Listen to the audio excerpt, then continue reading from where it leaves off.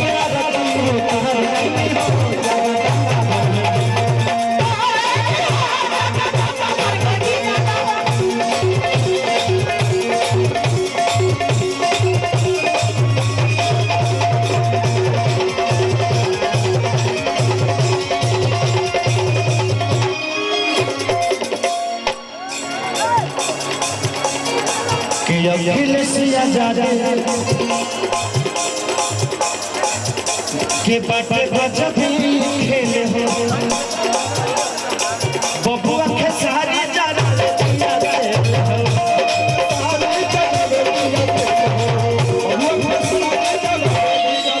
अखिल से आजादी के गजब बखे बबुआ के सारी जाना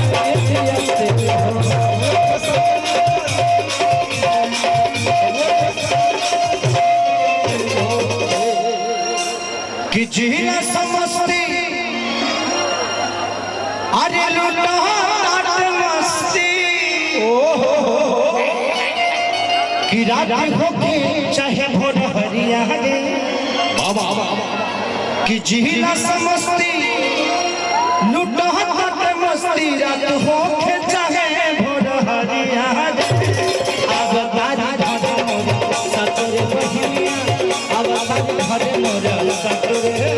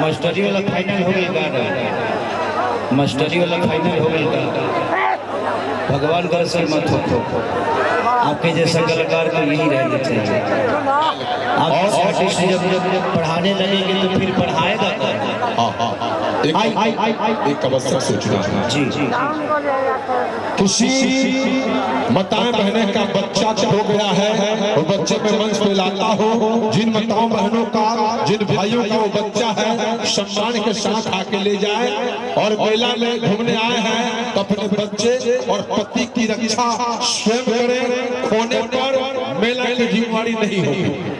क्या नाम है बेटा? ये भाई किसकी फिल्म है जो रिलीज करके छोड़ दिया है? बेटा पापा का नाम तो रखा है जितेंद्र कुमार। जितेंद्र हाँ वो जितेंद्र हो गए बड़े के नहीं अंदर। जितेंद्र चिंता मत कर बेटा, तू बेटी है ना, वो बेटा के तलाश में होंगे, 2 घंटा बाद तुझको खोज लेंगे।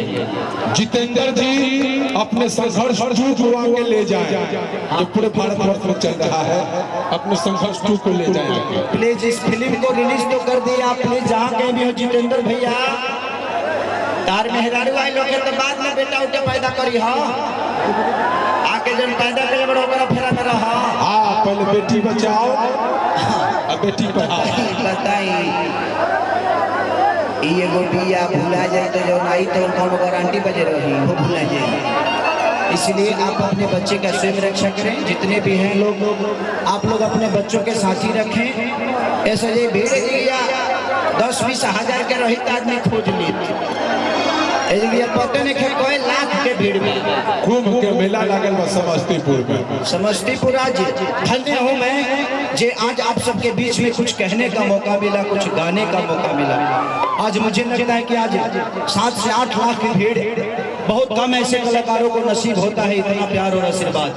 और आज आप सबके बीच में आप खुद के लिए एक ताली बजाइए, ऐसी जगह नहीं मिलेगी। Love you all, thank you.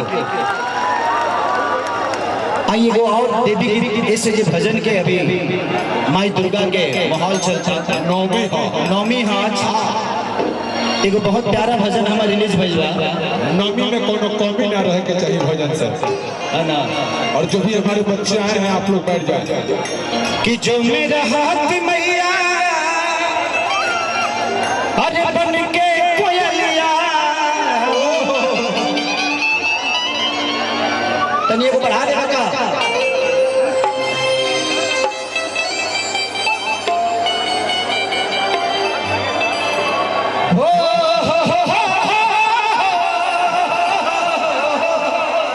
आप लोग म्यूजिशियन के सामने से हट जाए, बैठ म्यूजिशियन के सामने से बाबू बैठ जाओ। कि जो मेरा हाथ मैया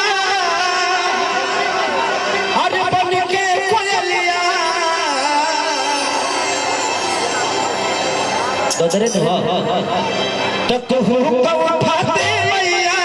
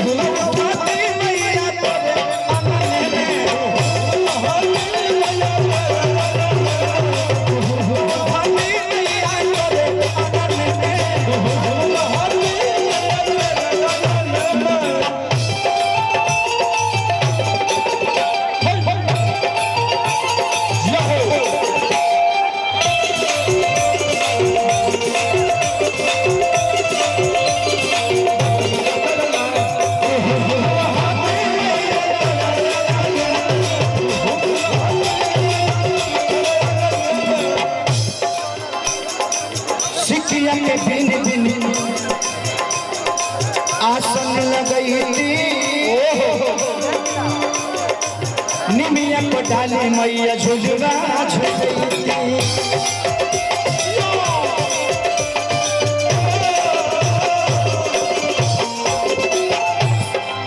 सिखिया को बिन आसन लगई थी, डाली के झुझुरा मैया के झुझई थी।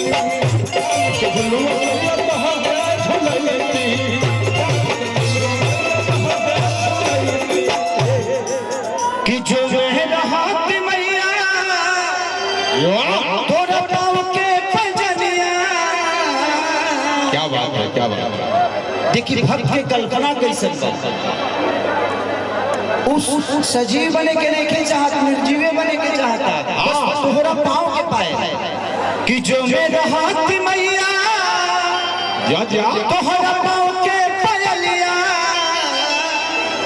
तो क्षमा का उठाते मैया तेरे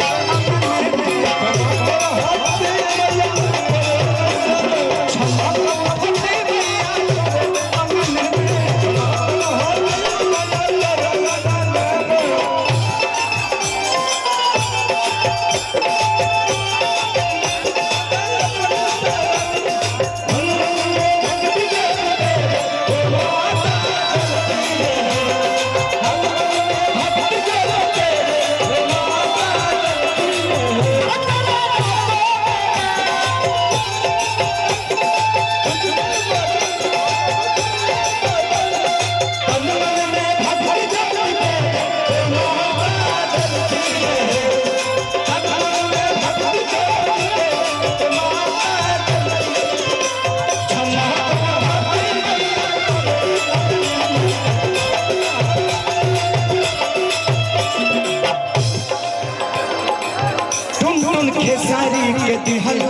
पारी हो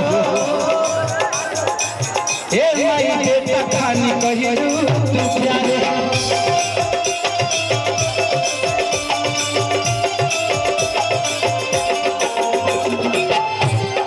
तुम खेसारी के दिहलो तू प्यारी हो ए माई बेटा खानी कही तू प्यारे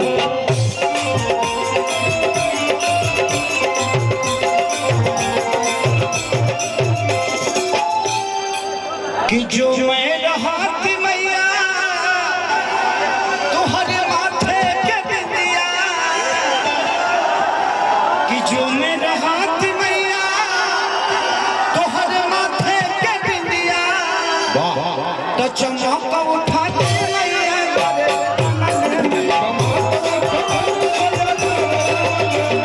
चमक उठाते मैया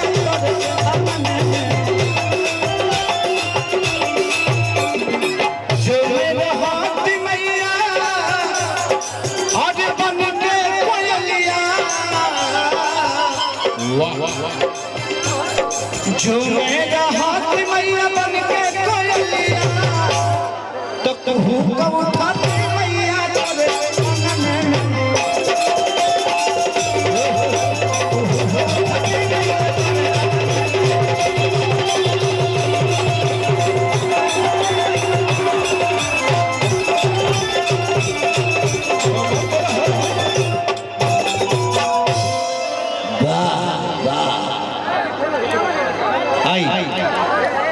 अब हमेशा माई के जब रथ सजेला माई के पंडाल बनेला तो हनुमान जी के पहरा हमेशा रहेला काहे खातिर ऐसे जे देवी दुर्गा जहाँ भी जौन भी स्थान होला हनुमान जी के रुआ कहीं न कहीं पथाखा देखबे कर हाँ हाँ सही ऐसे जे कलयुग में एके गो देवता बाड़े जो जीवित बाड़े हाँ जौन की हम सबके देखत रहे इहो कहीं बैठले हुई अब कौना भेष में बड़े रहा हम जानतनी न रहूँगा ऐसे जे एगो हनुमान जी के वंदना ओकरा बाद हमने के बीच में बहुत सारा कलाकार आए बड़े बहुत प्यारी बच्ची शिवानी सिंह जो कि आज किसी परिचय की मोहताज नहीं है वो इतनी प्यारी बच्ची है कि अपने इधर 6 महीना में सबसे ज़्यादा गाना बजना उसी का बजा है। ईश्वर करे कि हम सबका प्यार और आशीर्वाद। इधर आओ शिवानी, आओ बाबू इधर आओ। शिवानी ये पहली बार मेरे साथ एक गाना गाई थी। कौन गाना? कौन सा गाना था बाबा? अच्छा अच्छा तो सुन देखा कि ये सही ना लेकिन के डिमांडिंग होला बाबा कि ये सही ना लेकिन के डिमांडिंग होला हाय बिहारी वाला लड़का शिवानी ने ये गाना मेरे साथ पहली बार गाया था। उसके बाद मौका नहीं मिला, न मुझे टाइम मिला, न इसे ये भी बिजी है मैं भी बिजी हूँ, लेकिन आने वाले भविष्य में हम दोनों एक दूसरे के साथ जरूर दिखेंगे। ये मेरा भी सौभाग्य है कि ये बच्ची इतनी प्यारी गाती है और ये समाज का सौभाग्य है कि हमारे आज समाज में बच्चियों को इतना ऊपर देखा जाता है। इसीलिए मैंने संघर्ष में अपने बेटी को कास्ट किया और आप सबसे एक रिक्वेस्ट करूंगा कि संघर्ष 2 जैसी मूवी अगर नहीं देखिएगा तो बहुत कुछ मिस कर जाइएगा। आज ये भी किसी की बेटी है, इस बेटी ने अपने परिवार की पूरी जिम्मेदारियों के साथ दायित्व कर रही है, नेतृत्व कर रही है। ये बहुत बड़ी बात है जे आज इसके पापा ने पैदा इसे जरूर किया, लेकिन आज इस बच्ची ने अपने परिवार को चला रही है। ये बहुत बड़ी बात है। इस बच्ची के लिए एक जोरदार ताली बजाइए आप सब, इसके हौसला के लिए बजाइए। और हर घर की बच्ची को ऐसे ही बनना चाहिए। बैठ जाए।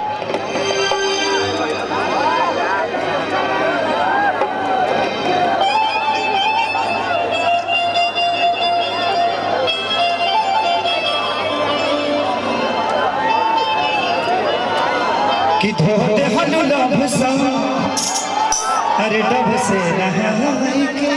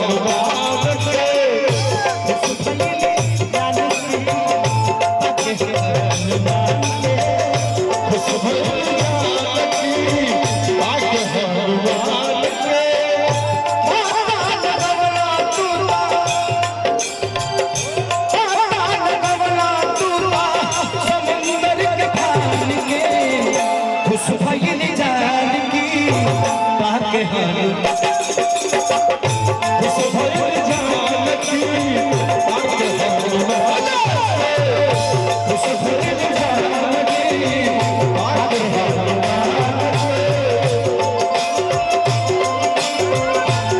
हनुमान के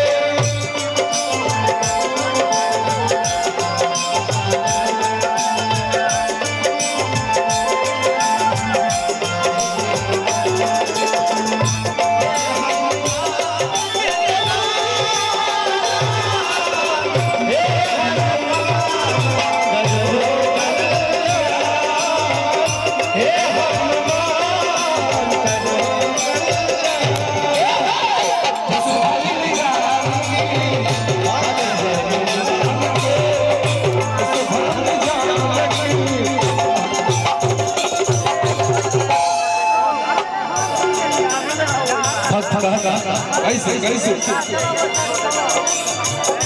लंका में दिया आगे बढ़ा चल जा लंका में जाके लंका जगला